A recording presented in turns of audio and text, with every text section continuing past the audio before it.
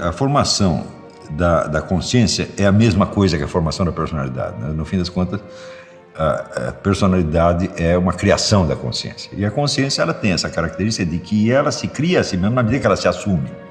Tá certo? Só que evidentemente, você sempre parte daquilo que se chama em psicologia o ideal do eu, quer dizer, quem você quer ser quando crescer, e a vida é um esforço para você se realizar nesse sentido.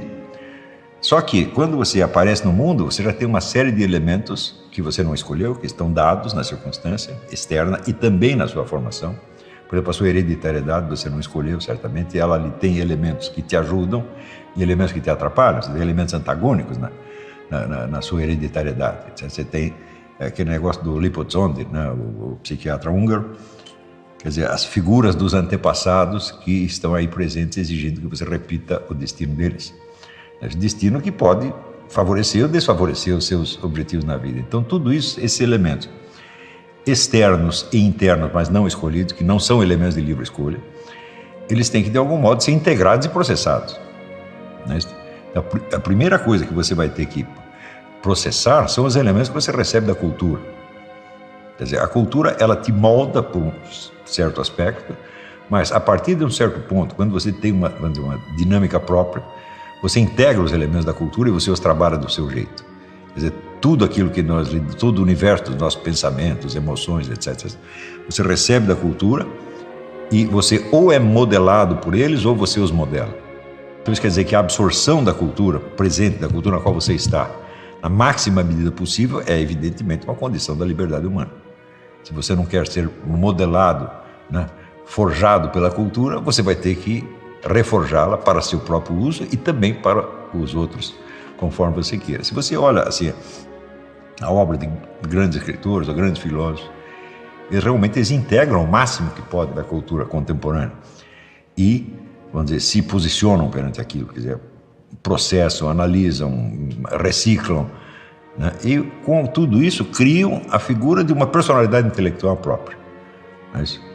Então, este processo, isso remete à frase do Ortega y Gasset, quer dizer, ele dizia, o destino concreto do homem é a reabsorção da circunstância.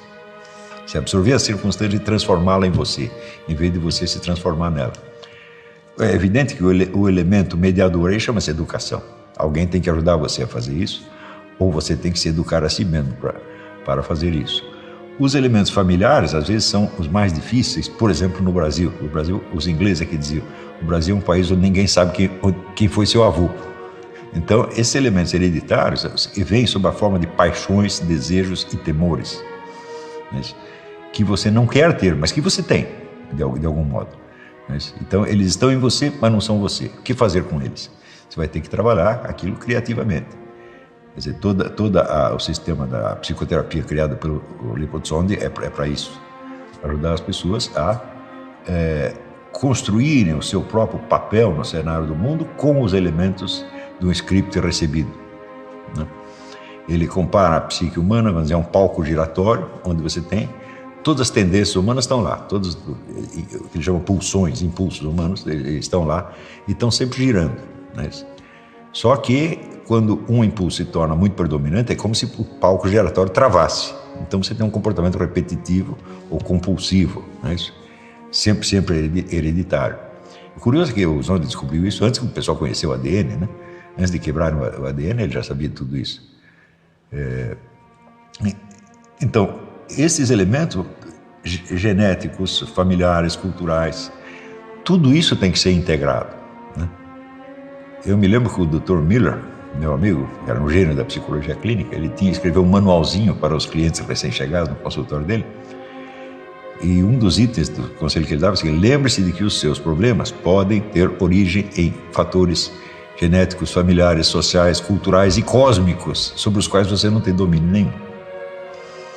Então, você medir o coeficiente de liberdade que você pode ter e você se adaptar àquilo que você não pode mudar, esse é um dos segredos do próprio exercício da liberdade. A liberdade consiste, em parte, no conhecimento dos seus limites. Quer dizer, o que dá para fazer e o que não dá para fazer. Esse é um dos segredos da vida, né? O que dá para você fazer e o que não dá. Né? Faz parte, vamos dizer, do do crescimento humano, você passar dessa lealdade quase carnal que você tem com a família para uma lealdade mais abstrata, obediência às leis, etc, etc. E então existe sempre um ponto de tensão. Por exemplo, por que a máfia é tão odiada? Porque na máfia a lealdade pessoal, tipo familiar, tá certo, predomina sobre a obediência às leis do Estado. Então é um foco de rebelião. As famílias sempre foram foco de rebeldia contra o Estado, né? São de resistência ao Estado.